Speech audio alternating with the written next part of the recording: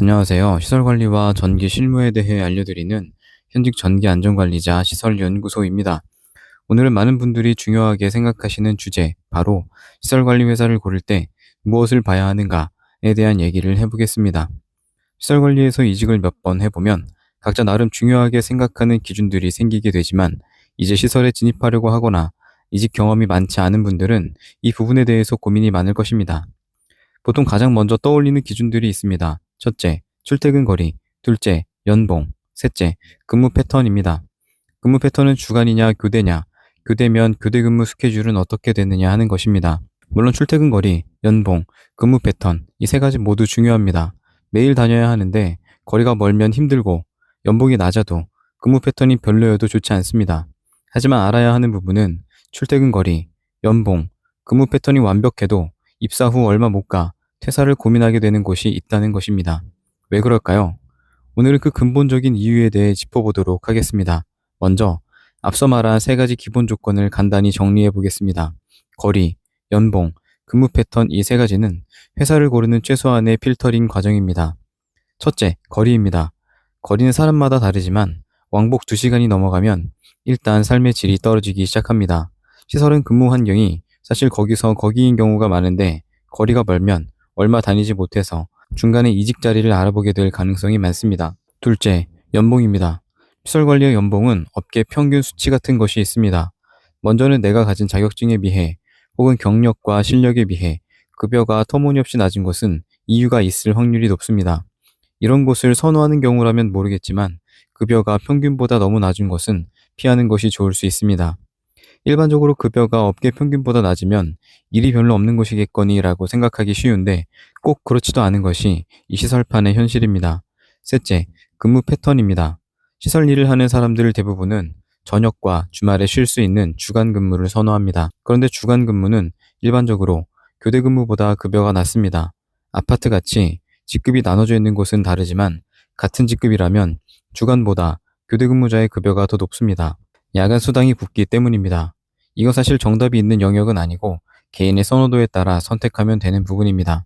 여기까지 본 거리, 연봉, 근무 패턴, 이 세 가지 정보는 채용 공고에 명시된 정보들로 공고에서 그냥 눈으로 확인할 수 있는 정보들입니다. 그런데 문제는 채용 공고에 명시된 정보들만 보고 입사를 결정하는 것은 실수가 될 수 있다는 점입니다. 결론부터 얘기하자면 시설관리에서 가장 중요한 것은 바로 누구와 함께 일하는가입니다. 이유는 간단합니다. 시설관리의 업무는 혼자 하는 일들이 아니기 때문입니다. 특히 신입이나 경력이 짧은 분들의 경우 일을 가르쳐주는 사수나 그 팀의 팀장이 이 신입 직원들에게 막대한 영향을 끼치게 됩니다. 또 사다리 작업만 해도 2인 1조 작업이 원칙이기 때문에 내가 아무리 일을 잘해도 동료와 일을 같이 해야만 합니다.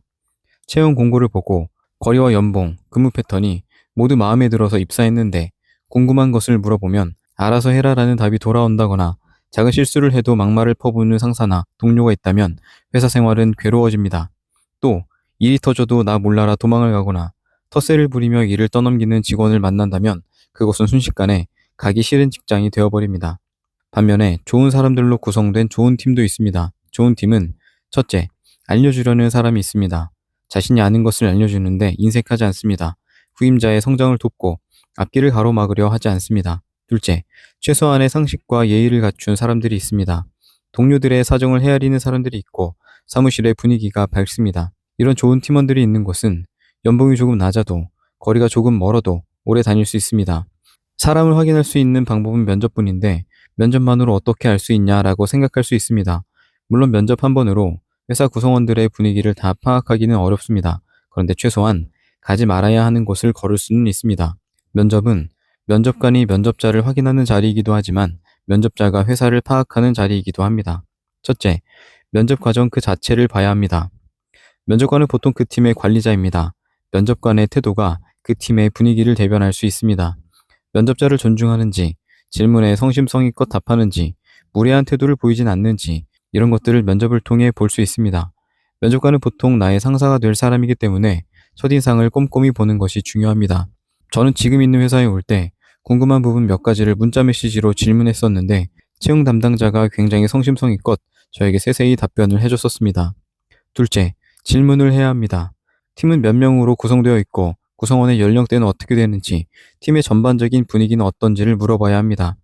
팀의 분위기가 좋은 곳들은 구성원들의 연령대나 팀의 분위기 같은 것들을 물어보지 않아도 먼저 얘기를 해주기도 합니다. 이런 것들은 분위기가 좋을 가능성이 높습니다. 그런데 만약 이런 질문을 던졌을 때 대충 좋은 편이라고 얼버무리거나 분위기가 좋을 게 있냐라는 식의 답변이 돌아온다면 이런 것은 눈치껏 걸러내는 것이 좋습니다.